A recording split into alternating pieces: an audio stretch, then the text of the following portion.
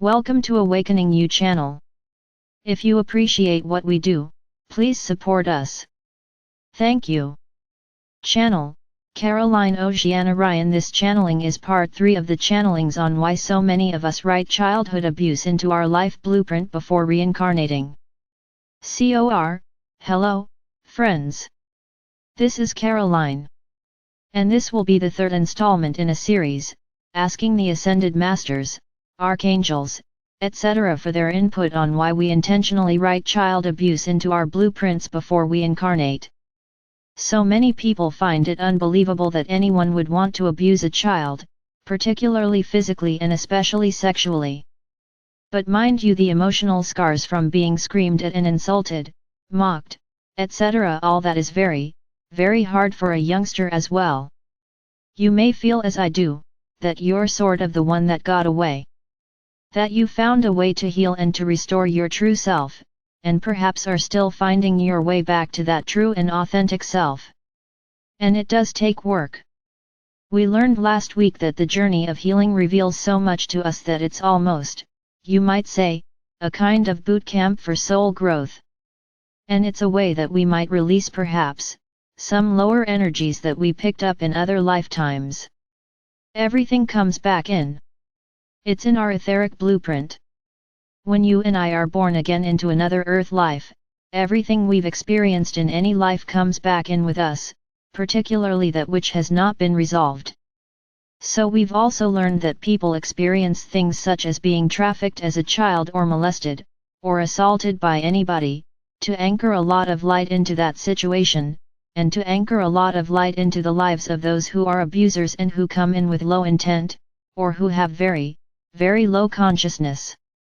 They're not even aware of the effects of what they're doing. They're only thinking of themselves. So today we'll hear from Lord Saint Germain, Ascended Master Saint Germain, who lived such an astounding life as so many different personas. I think of him as he was in his earth life as Sir Francis Bacon, and he never really left the earth, from that time. He was an alchemist, still is. That transmuting violet flame of his offers the transmuting power of pure alchemy to us. And you may not be aware, that he was the writer of the Shakespeare plays and sonnets, which I know a lot of will find impossible to accept. There are many reasons why. It's a fascinating story. He's had a number of incarnations that took on different strips, different colors, different shapes. And not all of them joyful ones. But what he has come to now is so astounding, and we are so blessed that he is still on the earth, and assisting us in achieving divine justice. Still an attorney, and still working for humanity and the higher realms. So I'm going to bring him in, so you'll hear him next. Many blessings. Ascended Master Lord Saint Germain, greetings, friends. We all are honored to be a part of this gathering, as the dear Lady Master Chuan Yin noted the other week. Though the gathering takes place over a variety of space-times, nevertheless, all are one. And today, we speak on the miraculous nature of the higher soul purpose of those who come in to experience a loss of their innocence, a loss of some of their life energy even, in the process of being abused as a child. And as this dear one was saying, yes, there are many ways to abuse a child, including neglect and abandonment. Simply ignoring the youngster and leaving them entirely on their own, which happens too often. And so, why would anyone come in, particularly, for the humiliation and the shock and the trauma of so many forms of child abuse?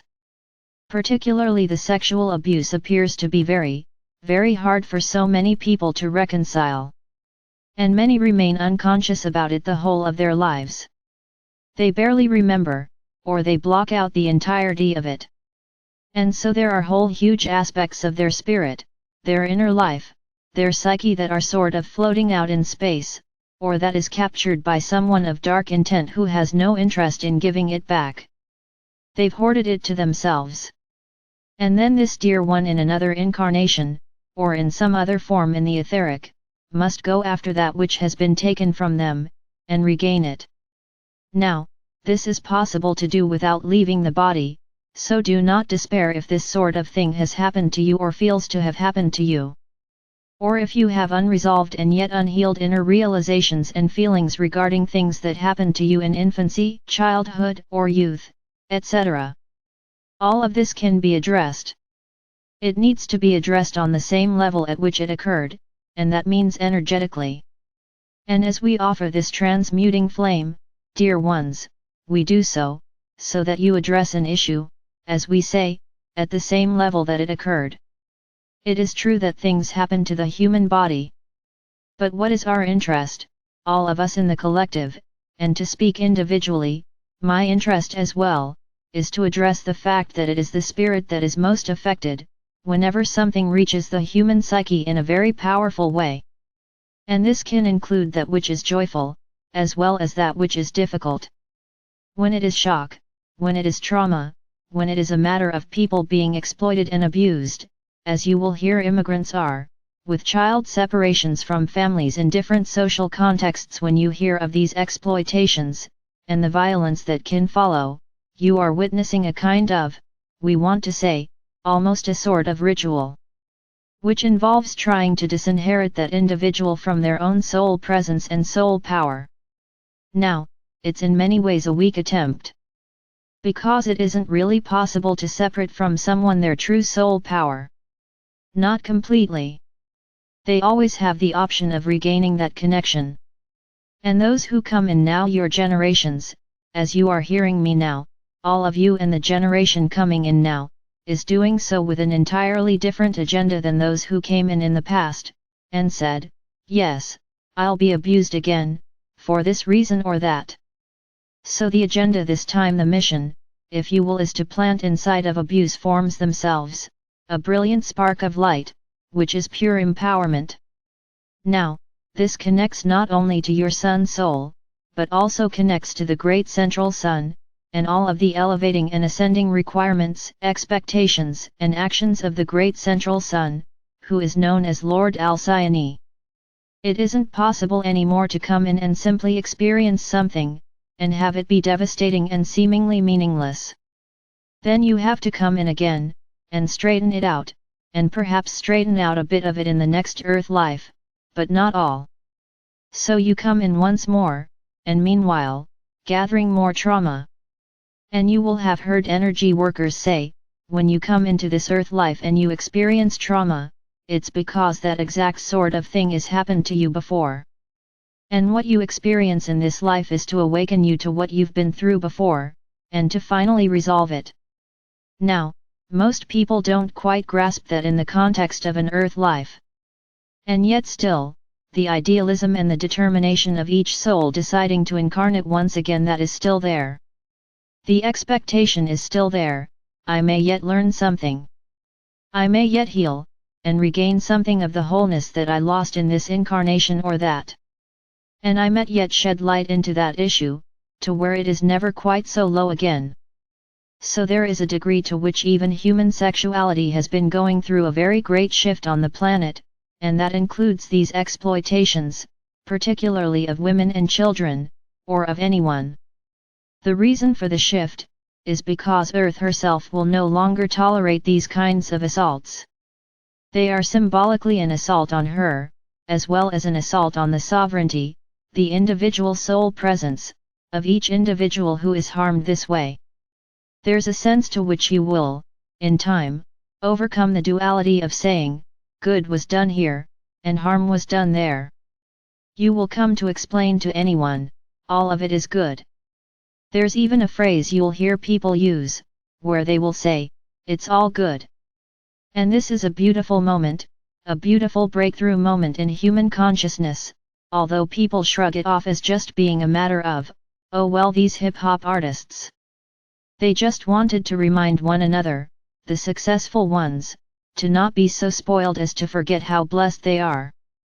And what's interesting, is that was a movement out of duality. Because one thing that the music industry strives to do, is to make everyone as miserable as possible. If there's a song you hear on the radio or at a concert or on the internet or what have you, that you love no end, this is wonderful, but there's a very dark machinery behind it. And even that is being rinsed clear of dark intent. Not waiting until everything is all right in that area or any other, but declaring in the moment, it is all good, with a G. When one says that, one is empowering oneself and all others. And so as you look at this film that has come out recently about the child trafficking, and some are unsure, perhaps, in some ways, about the political interests or alignments of those involved in the film, we would say, that has nothing to do with anything. Because what people do beyond culture, beyond political affiliation, beyond personality, beyond gender, and beyond any form of cultural assignation, any labels, what they do is come in with a sole purpose, and those involved in that film held the sole purpose soul of anchoring light not only into the issue of child trafficking, but into people's awareness of such. Sometimes, despite the terribleness of an issue, the new heights of love and compassion that people are able to rise to as they are viewing that subject, this is a breakthrough moment for humanity. What people would prefer, is if everything just flowed smoothly in their life, and everyone else's from now on. And this is understandable, dear ones. And yet, is that why you came in? Or is there a bigger story? And of course, the difficult part is, you all come in as vulnerable, tiny children, at the mercy of those around them. And understandably, you want those children to have positive experiences.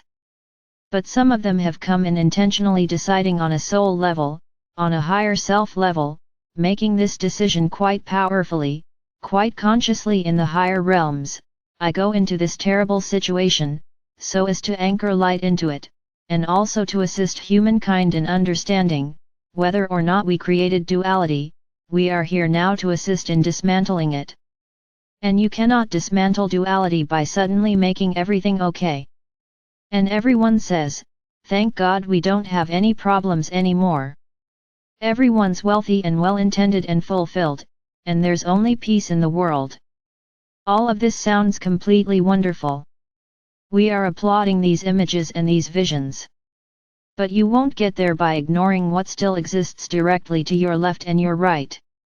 You will only get there by planting light into some of the most terrible realities that human beings have had to subsist under for thousands and thousands of years. Slavery being one of them.